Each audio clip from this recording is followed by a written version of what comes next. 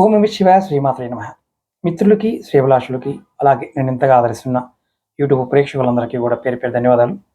మిత్రులారా, మీ అందరికీ పరాదేవత ఎలవెల్లా మీతో ఉండి మీ మనోవాంఛ నెరవేర్చాలని మనస్ఫూర్తిగా కోరుకుంటున్నాను. ఇది చాలా ఇంపార్టెంట్ వీడియో. చాలామంది జాతకం చూయించుకున్నాం గురువుగారు, కాలసర్పయోగం ఉంది. ఈ కాలసర్పయోగం వల్ల మాకు ఏ పనులు అవడం లేదు. మాకు ఎందుకంటే ఇతర గ్రహాల నుండి వచ్చే ప్రయోజనాలని మేము పొందలేకపోతున్నాము. మేము వైదిక పరిహారాలు చాలా చేశాము. కానీ మాకు పెద్దగా ఫలితం కనిపించడం లేదు. ఏదైనా మార్గం ఉందని అడిగారు. డబ్బు ఖర్చు పెట్టి చేయలేని వారు ఎవరైనా సరే ఈ పరిహారాలను ప్రయత్నించేయండి. నేను చాలా పరిహారాలు చెప్పాను. నమ్మకం, విశ్వాసం చాలా ముఖ్యం. ఎందుకంటే తంత్ర పరిహారాలకి నమ్మితే వాటి యొక్క ఫలితాన్ని చక్కగా చూడగలుగుతారు. విశ్వాసం లేకుండా, నమ్మకం లేకుండా వీటిని చేస్తే ఎటువంటి ప్రయోజనము ఉండదు.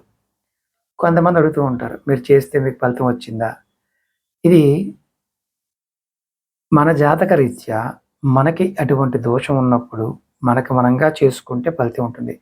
ఎదుటివాడికి ఫలితం వచ్చింది, మనకు రాకపోవచ్చు. ఈ ప్రయోగాలన్నీ కూడా అందరికీ ఫలితాలు రావు. ఎందుకంటే అందరూ వీటిని పూర్తిగా చేయలేరు కాబట్టి. ఇప్పుడు ఇది తేలికైన పరిహారాలు. అంటే ఖర్చు పరంగా కానీ, ఇక్కడ సులభంగా చేసుకునే విషయంలో కానీ, మనం చాలా ఈజీగా ఈ పరిహారం వల్ల ఫలితం ఉంటుంది. మనం ఈ పరిహారానికి పెద్ద పూజ అవసరం లేదు. అలాగే పండితుడి దగ్గరికి వెళ్ళి సేవ చేయించుకోవాల్సిన అవసరం లేదు. స్వయంగా ఎవరికి వారు ఆచరించవచ్చు. ఏం చేయాలంటే ప్రతిరోజు కూడా రావి చెట్టు నీడలో నిలబడి కొద్దిగా పాలు కలిపిన నీళ్లు, అంటే ఒక స్టీలు లోటా తీసుకోండి, స్టీలు గ్లాస్ అయినా పర్వాలేదు. దాంట్లో నీళ్ళు పోసి నీళ్ళలో కొంచెం పాలు కలిపి ఆ పాలుని రావి రావి చెట్టు మొదల్లో పోయాలి. ఇది ప్రతిరోజు చేయాలి. ఇది ఈ దోషం తొలగడానికి. అలాగే అమావాస్య రోజు సాయంత్రం 3 కొబ్బరికాయలు, 1 కిలో బొగ్గులు తీసుకొని ఎక్కడైనా నది ఉంటే అక్కడికి వెళ్ళాలి. పారే కాలువకైనా పర్వాలేదు, అక్కడే చేయాలి. సముద్రం దగ్గర కూడా చేయొచ్చు. 3 కొబ్బరికాయలు ఒక్కొక్కటి నీళ్ళలో వదిలేయాలి. అలాగే బొగ్గులు కూడా అలాగే వదలాలి. ఇలా చేసిన తర్వాత ఇంటికి తిరిగి వెళ్ళాలి. వెళ్ళి కాలసర్ప మంత్రం కానీ, అంటే కాలసర్పయోగ మంత్రం కానీ, మహామృత్యుంజయ మంత్రాన్ని కానీ జపించాలి. ఇలా చేయటం వల్ల దోషాలు తగ్గుతాయి. అలాగే మీరు వ్యాపారం చేస్తున్నారు అనుకోండి, అంటే మీరు వ్యాపారంలో ఉన్నారు, దుకాణం ఉంది, షాప్ ఉంది. అలాగే మీరు ఏం చేస్తారంటే ఏదైనా ఒక మంచి శుభ సందర్భం, అంటే ఉదాహరణకి దీపావళి రోజు మీరు పూజ అయిపోయిన తర్వాత ఒక కొబ్బరికాయ తీసుకొని దాన్ని ఎర్రటి వస్త్రంలో కట్టి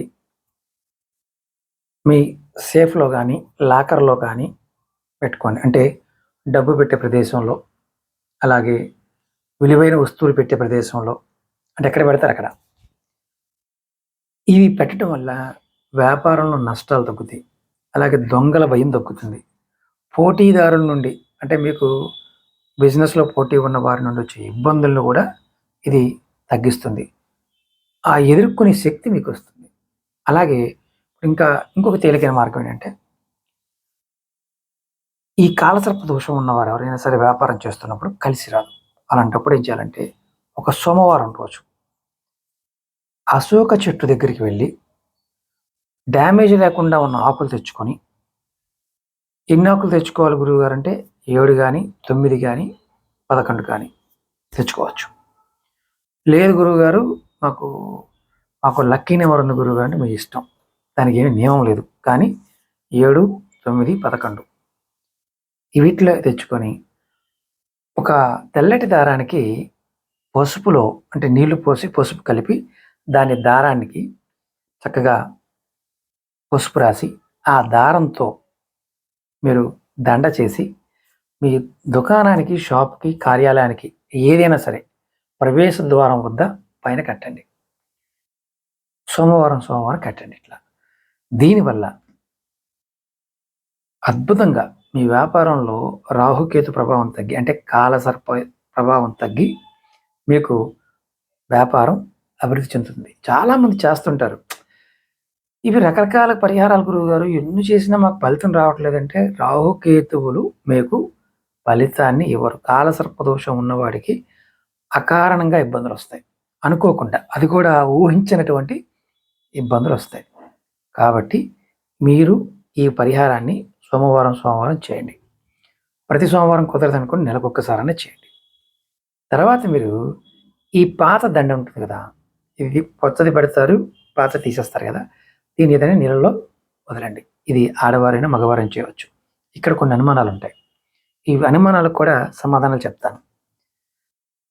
ఇంటి దగ్గర వ్యాపారం చేస్తాం గురువుగారు. మరి మేము చేసుకోవచ్చా? నిర్భయంగా కట్టుకోవచ్చు. అలాగే మాది చిన్న వ్యాపారం గురువుగారు. మేము ఓపెన్‌గా ఉన్న చిన్న 4 కర్రలు వేసుకున్నాము. పైన టార్పాలిన్‌లు వేసాము. అక్కడ చేసుకుంటున్నాం. కూరగాయల వ్యాపారం చేస్తున్నాం. చేసుకోవచ్చా? నిర్భయంగా చేసుకోవచ్చు.